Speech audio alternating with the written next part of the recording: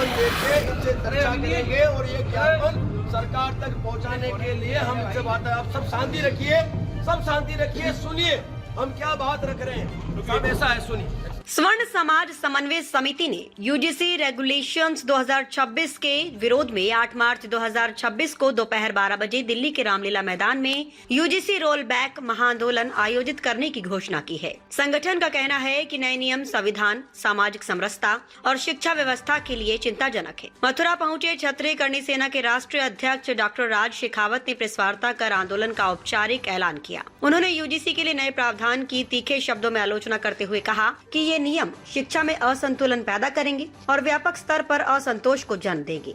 शेखावत ने सरकार को 2 टूक चेतावनी देते हुए नियमों को तत्काल वापस लेने की मांग की। इसके बाद डॉक्टर शेखावत अपने काफिले के साथ मथुरा जिला कलेक्ट्रेट पहुंचे। यहां डीएम की अनुपस्थिति को लेकर प्रशासनिक अधिकारियों से तीखी नोकझोंक भी हुई। अंततः सिटी मजिस्ट्रेट को ज्ञापन सौंपकर संगठन ने अपनी मांगे औपचारिक रूप से दर्ज कराई। संगठन का कहना है कि 8 मार्च का महाआंदोलन शांतिपूर्ण और लोकतांत्रिक तरीके से आयोजित किया जाएगा। समिति ने सरकार से यूजीसी रेगुलेशंस 2026 को पूर्ण रूप से वापस लेने की मांग की है और मीडिया से अपील की है कि इस मुद्दे को प्रमुखता से उठाया जाए। अब निगाहें 8 मार्च को दिल्ली के रामलीला मैदान में प्रस्तावित महाआंदोलन पर टिकी हैं, जहां बड़ी संख्या में लोगों के जुटने का दावा किया जा रहा है।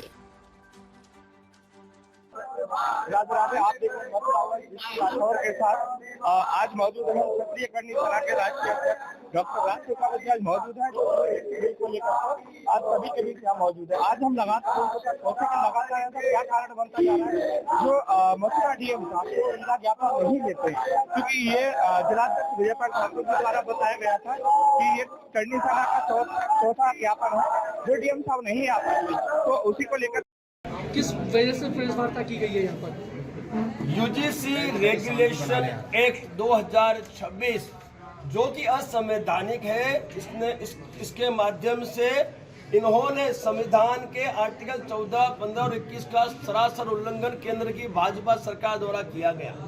हमने ये मांग की है कि ये यूजीसी है वो रोल बैक किया जाए और उसी हेतु से हमने दिल्ली में 8 मार्च को 12 बजे रामलीला मैदान में एक महाआंदोलन का आयोजन किया है। उस महाआंदोलन में आमंत्रित करने के लिए सामान्य वर्ग के लोगों को हमने जिले स्तर पे यात्रा का आयोजन किया है, आमंत्रण यात्रा का आयोजन किया और प्रेस वार्ता का आयोजन किया, ताकि इस जिले के प्रत्येक नागरिक तक ये 8 मार्च की जो हमारी घोषणा है वो पहुंच सके। तो मैं आपके माध्यम से समस्त प्रेस के जो संचालक उनसे आग्रह करूंगा कि आज की इस प्रेस वार्ता के जो भी हमारी जो सूचना है वो सूचना इस जिले के प्रत्येक नागरिक के घर तक पहुंचे, उसे जानकारी मिले कि 8 मार्च को महाआंदोलन में दिल्ली पहुंचना है और इस यूजीसी एक्ट के तहत सामान्य वर्ग के नागरिकों को अपराधित घोषित कर दिया गया है और उन पर हमारे जो छात्र हैं उन पर अपराध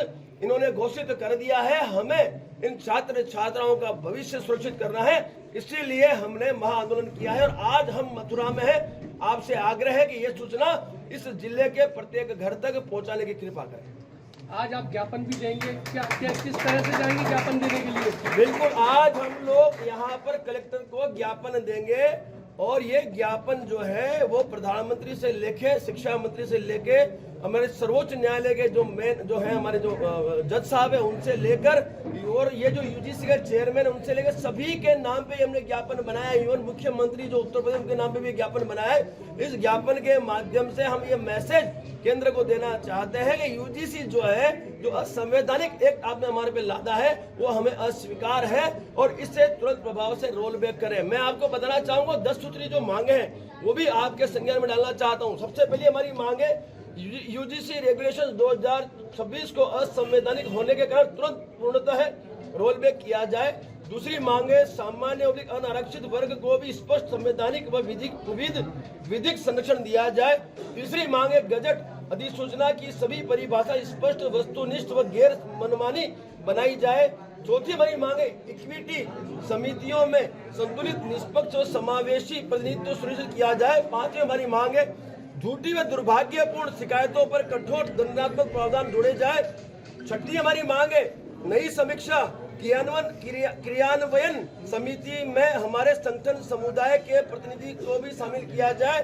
साथ ही इसी मांगे ऐसे नियम बनाया जाए तो जो सामाजिक समरसता वो राष्ट्रीय एकता को मजबूत करे, न कि विभाजन बढ़ाए।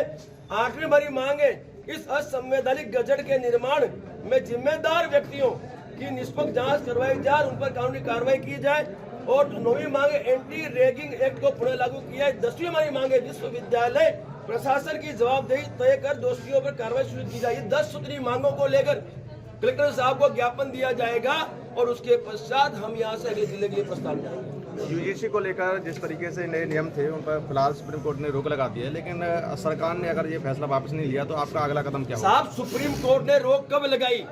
जब हमारे जो एक पक्ष है, जो हमारा जो कानूनी जो पक्ष है, वो पक्ष जब सुप्रीम कोर्ट में गया, जब हम गए तो रोक लगी ना भाई। तो हमसे थोपा किसने? केंद्र सरकार की भाजपा सरकार ने हमें थोपा, तो वापस कौन लेगा? केंद्र की भाजपा सरकार लेगी। तो सरकार ने इसमें क्या किया ये बताया आप। तो भाई हम पे ऐसा एक थोप दिया जिसमें हम अपराधी घोषित हो गए और सुप्रीम कोर्ट में हम गए, हमने जाकर रिट डाली और हमें स्टे मिला। तो ये तो हमारा एक मोर्चा था जो हमने संभाला, अभी आंदोलन का मोर्चा हमने संभाला। साथ ही हम लोग अभी जो सांसद है उनसे संपर्क कर रहे हैं, वो भी हमारा एक मोर्चा है। सोशल मीडिया के माध्यम से हम सामान्य वर्ग के नागरिकों को जागृत कर रहे हैं, वो भी हमारा मोर्चा है। और प्रिंट और डिजिटल मीडिया जो चौथा स्तंभ है इस देश का, वो मोर्चा भी हमने संभाला है। क्योंकि मैं तो फौजी हूँ साहब, मैं तो सभी मोर्चों में खेलूंगा और मुझे तो सफलता हासिल करनी है। तो भाई फौज में यही सिखाया है कि भाई हर एक मोर्चे पे खेलो और उसी को पकड़ो जिसने गलती किसने की? भाई प्रधानमंत्री मोदी जी ने की, उनके सांसदों ने की, केंद्र सरकार ने की। तो हम भारत बंद क्यों करेंगे भाई? हम भारतीय जनता को परेशान क्यों करेंगे भाई? हम भारत की संस्कृति अनुसार क्यों करेंगे भाई? नहीं करेंगे। हम तो उन्हीं को पकड़ेंगे जिन्होंने ये जो एक गैर कानूनी, जिसको कहते हैं गैर संवैधानिक एक गैजेट हम पर थोपा। तो ये बर्दाश्त हम नहीं करेंगे और न्याय लेकर ही मैदान छोड़ेंगे। जय श्री राम, जय श्री राम, जय श्री राम।